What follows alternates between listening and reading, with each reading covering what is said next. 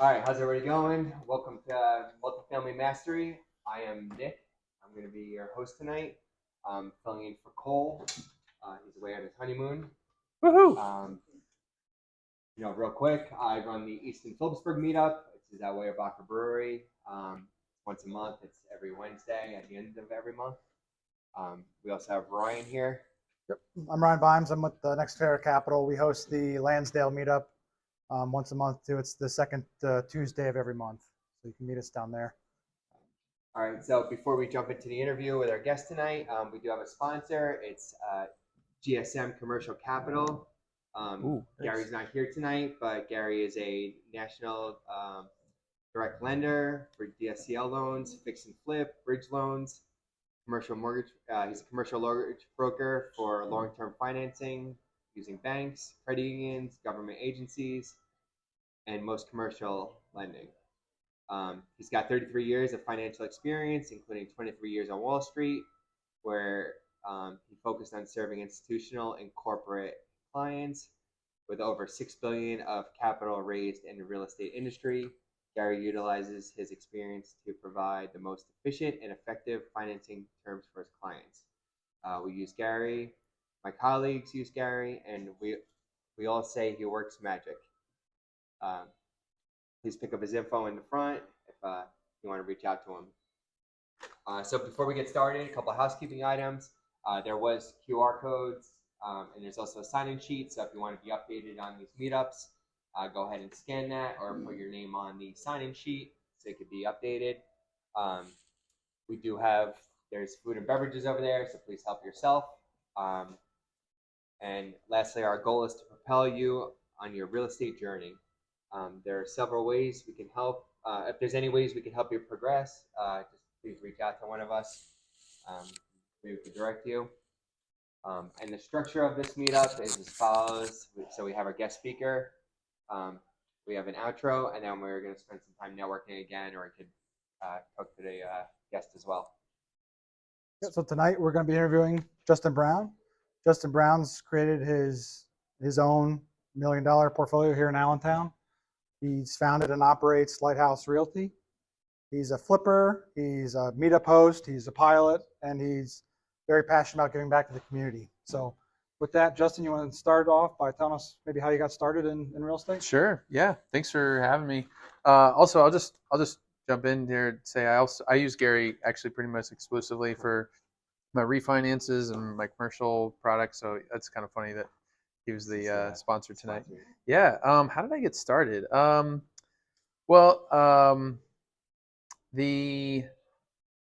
think the thing that I might have thrown in my bio was like my claim to fame is I flipped a castle when I was 12. So should we talk about that? That sounds awesome. Okay. Yeah. So it's the week in between Christmas and New Year's, and we were every year my aunt got each of us kids $15 to Barnes and Nobles. So I go into Barnes and Nobles, and they're on sale for 50% off is a Playmobil castle, and I'm like, that thing is worth some money. So I bought it for $19 and sold it for I think $38, $39 on eBay, and that was when I was hooked on real estate.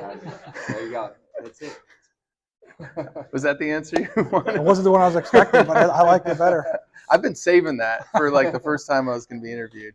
Oh man. But no, I don't know where. Like my dad was a home builder somewhere.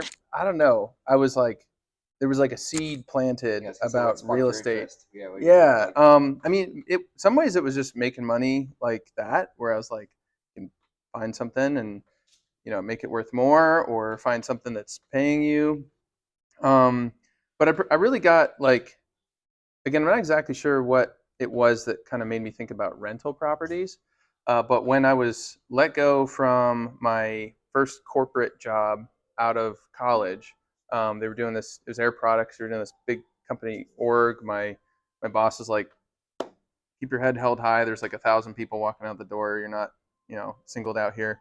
But I wanted to take my severance package and buy a rental property. And I don't exactly know where I came up with that idea, but I texted my real estate agent. And by the way, get a really great real estate agent, because I told them that I had lost my job, and they were like, "How can we help?" They bought me pizza and beer. They sat me down. It was this couple, and they were like, "How can we help?" So that's a kind of another story, but yeah, somewhere in there, then I called up my lender, and she's like, "Oh, that's all you got a new job already? That's fantastic." I was like, "No, I don't have a new job yet." She's like, "Oh, okay. Well, why don't you call me when you have a job, and then we can talk about giving you a loan." I was like, "Okay." It was like a $60,000 property. I still remember it. I could walk you there to it right now. It was on South Fifth Street in Allentown, and it was like $60,000 for a duplex, which, as you know now, Yeah. How many years ago was that? 10 10 years ago. 10 years ago. Yeah. So, but I do mention that because then that led me to getting my real estate license, which led me to being exposed to investors and just the workings of a transaction. And again, that idea was kind of in the back of my mind. So did the real estate thing as an agent for a while, and then my first kind of deal, shall we say, was actually a commercial deal with a partnership with another realtor and investor who was way more experienced than myself, who had an established portfolio of like 60 some units. So that was kind of where I then started the meetup. Yeah. So all right. So your first essential rental was a commercial property with office spaces. yes. Okay. Yeah. All right, and that was a partnership. Yes. All right, how many partners were in that deal? It was Rich, me, and Carrie. Okay. All right, and how was that dealing with the partnership? It was really good, actually. I was like, no one ever felt like the odd man out because there's two guys and a girl, then there's two empty nesters, or I don't know, like in their 60s, and a young guy, and then there was two realtors and an investor. So there's always like a partner that kind of had your like, and then we just, as a result, just did a really good job of listening to each other, valuing each other. Like they valued me as like, you know what Instagram is, we don't know what that is, and like that kind of thing. So everybody brought a good piece of value. Yes, really, absolutely. And if you still have that property today? No, I got out of that partnership just before COVID, but more just I wanted to pursue more the residential and the commercial space. Okay. But if you've read the E-Myth Revisited, it's a pretty popular book on company organization. They talk about the manager, the entrepreneur, and the technician. And after I read that book, I realized why that partnership worked so well. Was Rich was the technician, Carrie was the manager, and I was the entrepreneur, and we were like each fit that role really well. Yeah, and that allowed. So what was the name of the partnerships? The E-Myth Revisited, really good. Okay, so from there, after the commercial property, where'd you go from there? So then I started my own meetup. Rich had told me about the Bigger Pockets podcast. I was listening to that. We were getting ready to do the grand opening of our space, and we were like, how do we get people through the door? And I was like, well, Bigger Pockets has like a section to host meetups. So why don't we host a meetup to get people through the door? And that's where I started meeting other investors. And then I was itching to kind of get my first like true rental property. Yeah, without a partner. Yeah. So I ended up doing like buying a new house and then renting out my old house. And I learned a ton from that. Okay. That was kind of my first, rental all property. Right. So your portfolio, you start off with like a buy and hold, or were they rehab projects, or? Yeah, so we moved and I had my old house. Then I ended up selling it. There's a lot of equity there, but my first purchase was meant to be a buy and hold, but it ended up we closed, if you remember your timeline, on I think February of 2020. Okay. So and I actually had a partner on that one too, and he and I, because of COVID, we're like, hey man, you good? I'm good. I'm like, yeah, we're good. Like we're the only two people we're seeing. We just worked on that house for 3 months. Okay. Yeah. And then we rented it out for a year, and then it was worth a ton more. So we ended up selling that. So it was ended up being like a flip. Okay. All right. So you were still building your portfolio at that point, so you had the commercial space, you got into that property, you were renting out your old house. Yeah. And then I kind of just snowballed. Yeah. Basically, like I was like, oh, this worked really well. And And how were you doing that? Was that networking? How are you getting the leads for these? Yeah. things? It was mostly through relationships. So whether it was folks in my office as a realtor, folks that knew I was a realtor that asked me to list their property. So the next deal was my electrician was like, dude, I need to get out of this thing, man. Can you just take this off my hands? Can you list it for me? And I was like, I'll buy it. He's like, oh, great, awesome. And so I'd say except for there's 1 2 unit that I bought on market, and the commercial space I own now was on market, but also those 2 deals went really well because I knew the agent on the other side of the board. So All right. yeah. All right, so let's talk a little now. Okay, so you have a couple of rental properties. You were still a realtor doing all this. Yep. So you had some rental properties. You had that going on. Yep. All right, and then now you have Light House. Yeah. Firm. So how did you lead up to that? Yeah. So this isn't just a little figurine; it's a water bottle. But yeah, I like lighthouses. Yeah, the idea for Lighthouse Realty kind of, once again, some of these things were seeds planted and matured over time, but the Lighthouse model, which is on the back of all of our business cards and is where we kind of gravitate towards the Lighthouse, came to me when I got to go to 10X GrowthCon with Grant Cardone, and that was in January of 19. I remember that was just a really cool trip. I ended up driving the whole way. Actually, before, like an hour after I left town here, I totaled my car in Hamburg because I ran over what looked like a piece of rubber, but was like a tractor trailer truck's brake shoe, which is like inch thick metal. So just, it actually was the most underwhelming total ever because the car looked absolutely fine. It's just the metal like ripped under the oil pan and it was like shot. So then I got a lift from my partner Rich back home, got my wife's car and turned around and went back. out there. Yeah. So I ended up driving through the night, and that was worth it because I knew that Grant Cardone was going to parachute solo into the Marlins Stadium, and he did. Yeah. And it was epic. He ended up auctioning off his jumpsuit because Grant Cardone doesn't miss a marketing opportunity. But anyway, so there was a talk in that conference. John Damon spoke about not discrediting your window shoppers. And that got me thinking, what are the window shoppers of real estate? And it's typically, for agents, people that maybe don't have good credit, don't know what they want, don't know, don't have a lot of funds. And so that got me thinking about Lighthouse and how we could work with people earlier on in the process and then actually work with people later in the process. And that we came up kind of with the model. I came up with a model of seeker, buyer, owner, keeper. And that was just seeking a way to serve, buying into the plan, owning the mess, and then keeping the light burning. Okay. Yeah.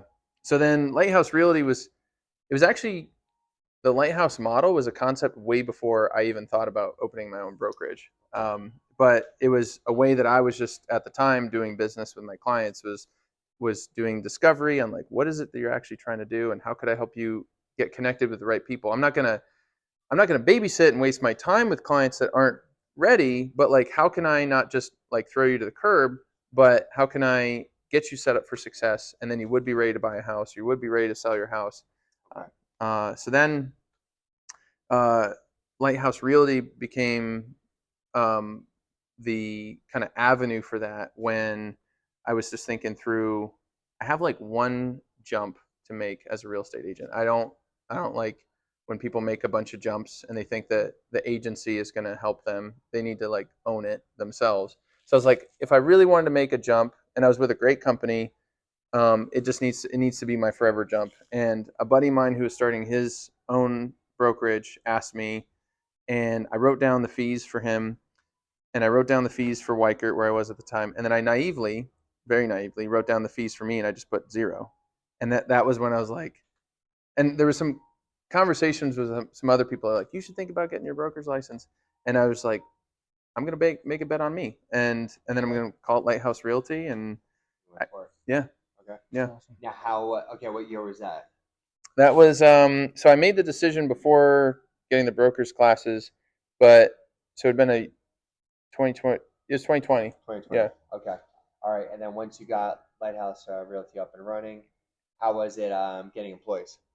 As far as Yeah. getting people because it sounds like you had something you wanted to stand by. So I Right. guess, during the hiring process, you want to make sure that they're committed to that. Yeah. So they understood that, not just any, real estate agent. Absolutely. Yes. And that was the thing too, is I was like, there's a lot of people that are lighthouse realtors that are out there that have no clue. And the vision with Lighthouse Realty was to put into black and white what makes up a lighthouse realtor, and someone who, has extreme ownership, someone who is a make it happen kind of person, someone that is a student of the world, and then someone who, is just a generous in their time, their energy. So yes, what was really cool, you'll notice that the meetup kind of has this thread throughout the story.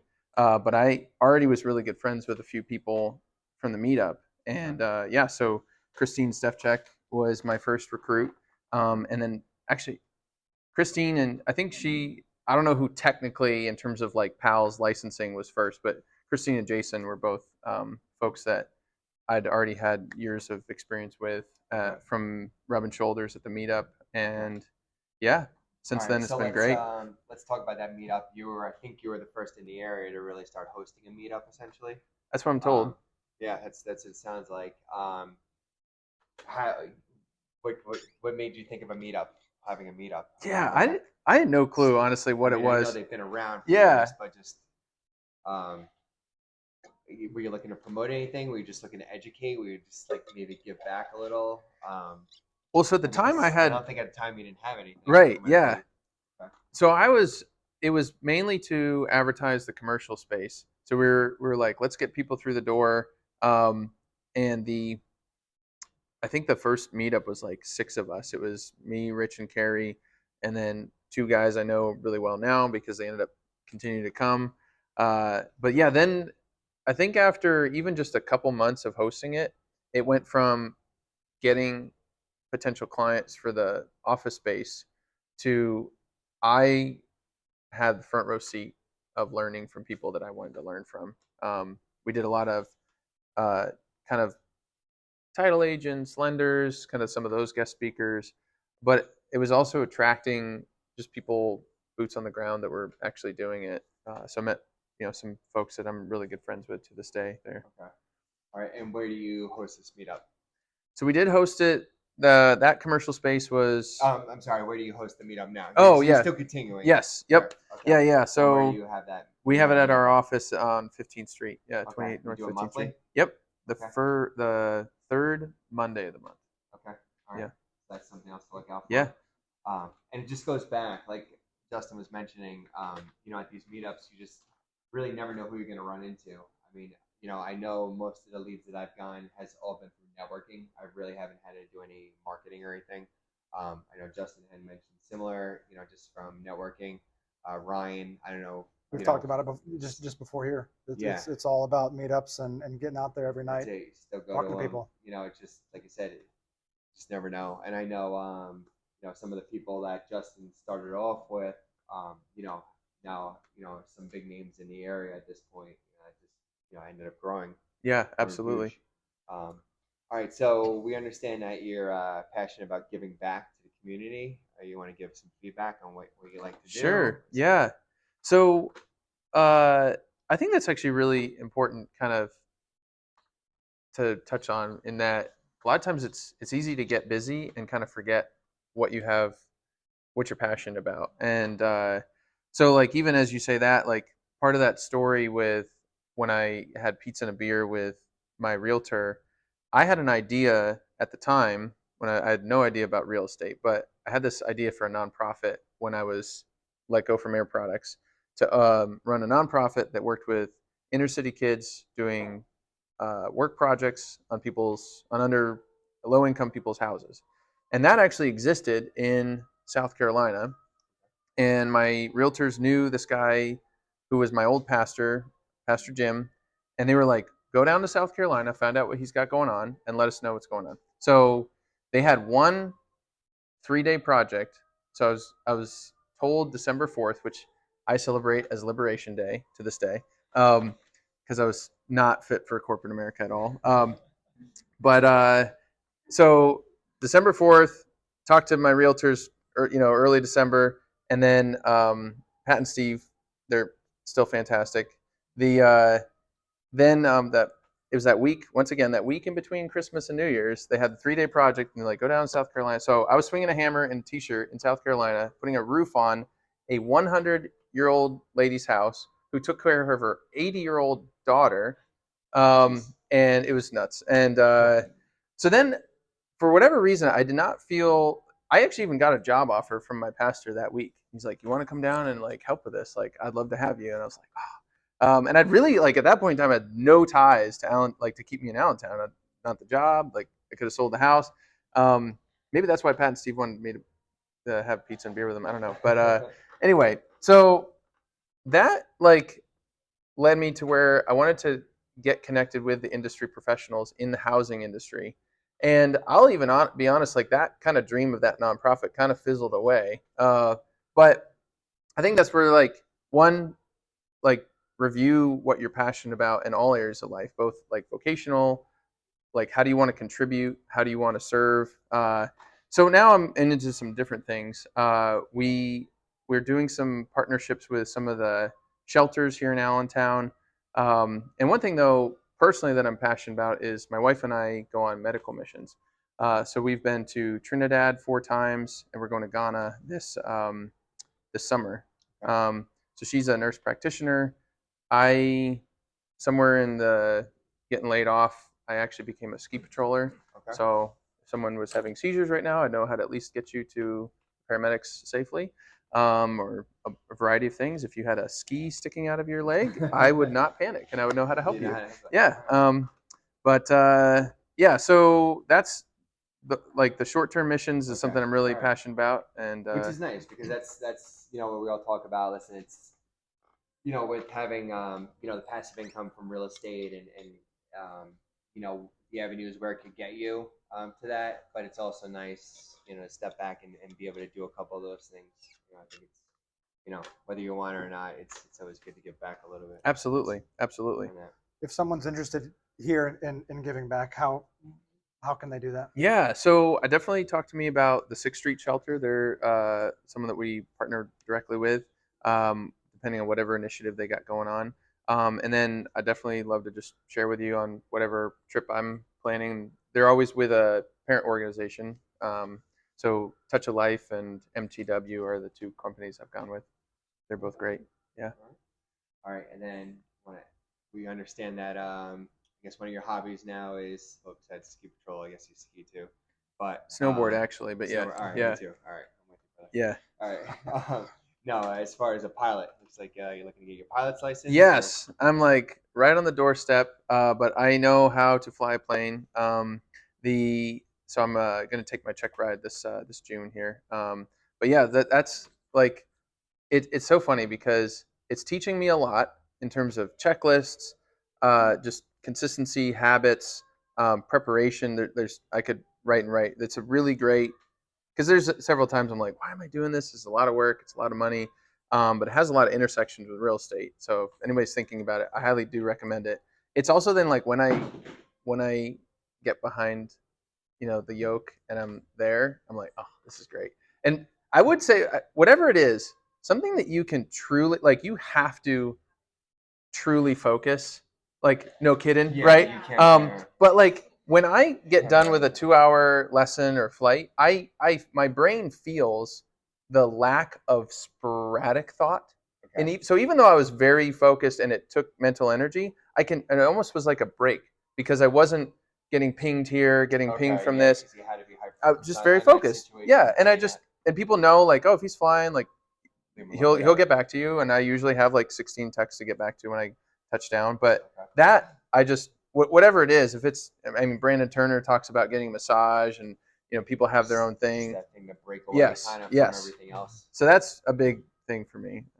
So, and then also, like, I'm looking forward to being able to, check out properties in other markets nearby, and so it's going to be used vocationally as well as just for fun. Cool. Yeah. That's awesome. All right, so Cole likes to do something called, I don't know if you do it, Ryan. I Yeah, don't do Fast it. Five. Fast Five. We It's just do a couple couple- quick, rapid Love succession it. questions. Go So for the it. first one: what separates the top performers from the rest of the crowd? Ooh, that's a great question.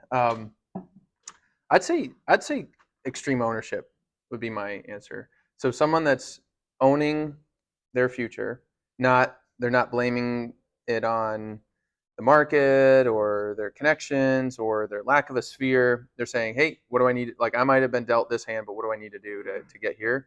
And just people who then take that ownership are usually people that make a plan, they figure out what their cadence is, and then they stick to those habits and those lead measures. I definitely say that those people aren't just going to happen into success; they guarantee it. Yep. What's a daily habit that contributes to your success?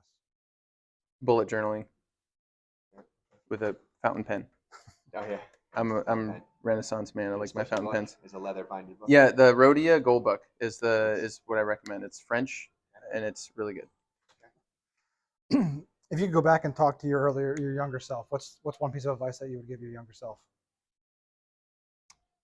Well, part of me is like I would have kept asking people for money to buy that 2-unit. I don't know. I think probably listen to some people more, listen to my dad more, listen to my wife more. I should listen to what she said this last night better. So how younger self, last night self, 2 years ago self. Yeah. But I'd say listen better, and then yeah, like raising private capital, which we didn't touch on a lot, is a lot of fun, and I probably would have like talked to my younger self about how to ask people for money. Okay. Yeah. What's your favorite real estate book or business book? I'm gonna go right now. Buy Back Your Time. Okay. That's my recent favorite. Dan Martell. Really kind of a systematic way to. It's not as much building the business, but it ends up being about that. But really about that personal accountability on what you're trying to achieve and how to systematically get there. The production quadrant specifically has been really great of what lights you up and makes you money, and being able to focus on those items. What drives you? Yeah. Yeah. What's the biggest non-monetary benefit you've gotten from real estate investing or being in this business? Definitely the relationships. I tell people I invest in relationships first and units second. Both the property management, the realty, doing the meetup. Personally, I've a host of people that I could call if I was on the side of the road with a flat tire or whatever it be. But yeah, definitely the relationships. Awesome.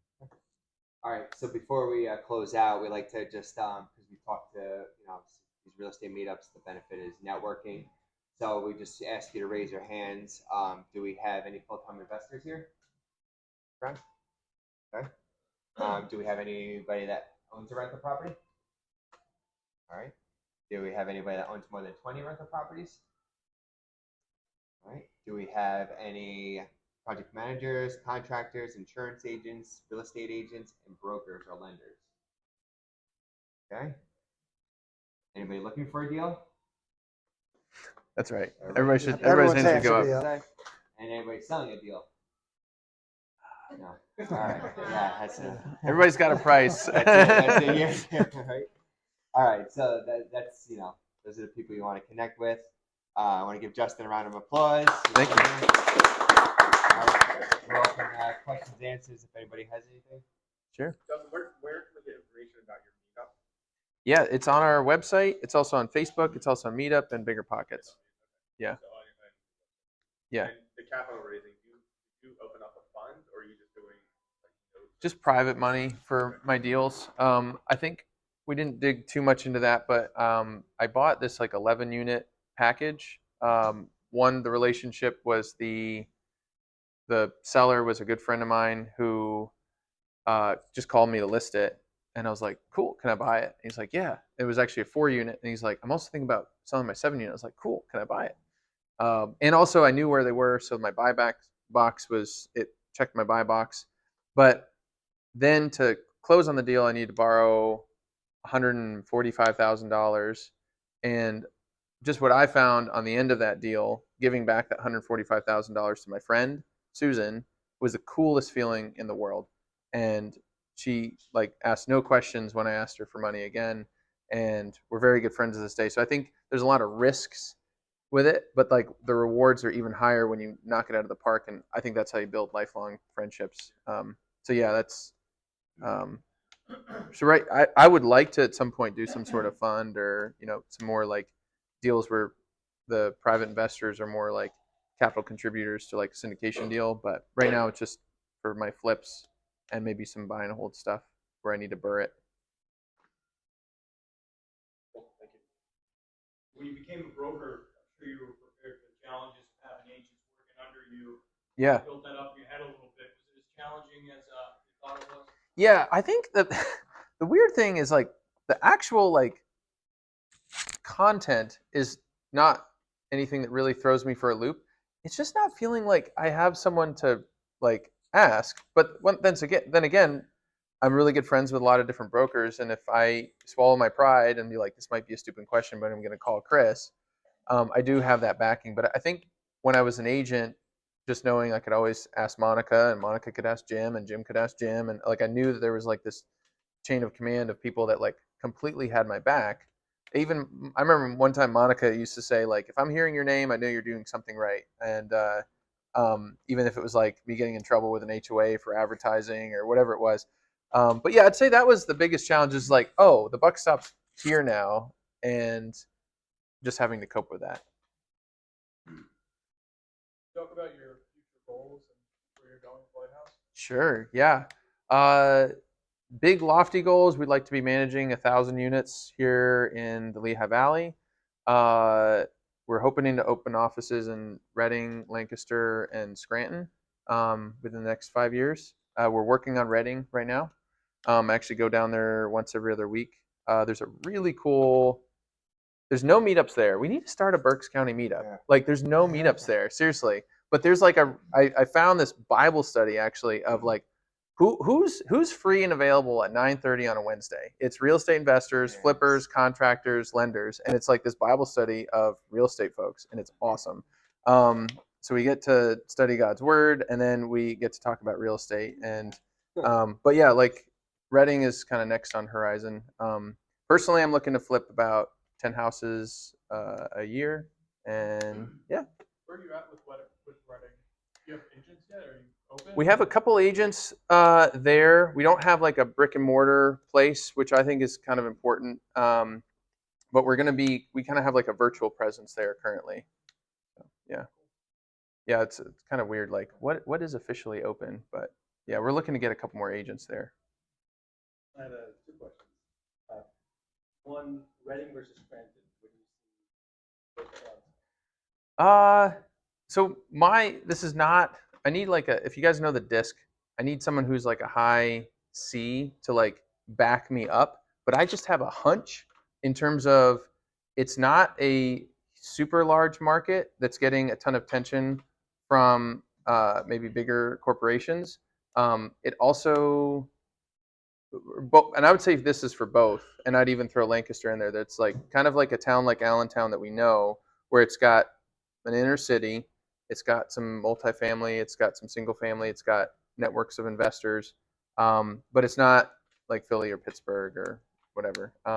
But I mean, Reading, again, I don't know like what the statistics are of like percent renters to owners or median income or anything like that, but it just feels similar to Allentown, which is like also like the age of the homes is going to be similar. And I would have probably looked at maybe Scranton first, but I had more connections in Reading to start. So yeah. Second question. Yeah. For a while, this is on the giving back. The 6th Street shelter had opportunities where somebody could actually swing a hammer to fix housing that needed repair, but I think those are kind of gone. I would love to know if you know enough to where somebody can actually do that locally, whether Habitat for Humanity exists. Right. What would it take to spin up your pie in the sky dream earlier? Yeah. That is a great question. I know for 6th Street, what we were partnering with them was actually on the property management side of things was giving a chance to some of their really bad on paper placements to some of our managed units. We've only done that once, but it's been really successful, where again, it was like very bad application on paper, but we had a really strong recommendation from the 6th Street Shelter staff.